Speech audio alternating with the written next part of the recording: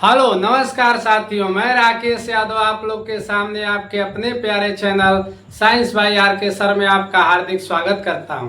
तो आइए हम आज से स्टार्ट करते हैं कुछ नए टॉपिक के साथ कि क्या होता है बल और बल के संबंध में न्यूटन ने जो गति विषयक नियम दिया था उसके संदर्भ में आज जानते हैं। तो कहेंगे जैसा कि हेडिंग देख रहे हैं आप लोग कि न्यूटन के गति विषयक नियम।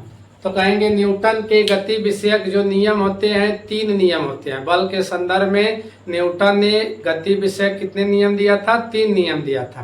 प्रथम नियम, द्वितीय नियम और तृतीय नियम। तो प्रथम नियम को आज हम लोग जानेंगे। तो प्रथम नियम क्या है, आइए देखते हैं कैसे। कहेंगे जब कोई वस्तु विरामावस्था में है, हम कहेंगे जब कोई वस्तु विरामावस्था में है तो वह विरामावस्था में ही रहना चाहती है। जब कोई वस्तु विरामावस्था में है तो वह विरामावस्था में ही रहना चाहती है। अथवा कहें कि जब कोई वस्तु गतिशील अवस्था में है तो वह गतिशील अवस्था में ही रहना चाहती है जब तक कि उस पर बाहरी बल न लगाया जाए।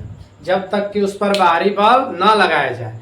इसे जड़त्व का भी नियम कहते हैं या गैलीलियो का भी नियम कहते हैं या न्यूटन का गति विषयक प्रथम नियम भी कहते हैं। जैसे में इसका उदाहरण हम दे रहे हैं कि जैसे मेज पर कोई रखी पुस्तक है तो अपने जड़त्व के पालन करते हुए वह विरामावस्था में ही रहना चाहती है जब तक कि हम उस पर बाहरी बल लगाकर हटा न दें।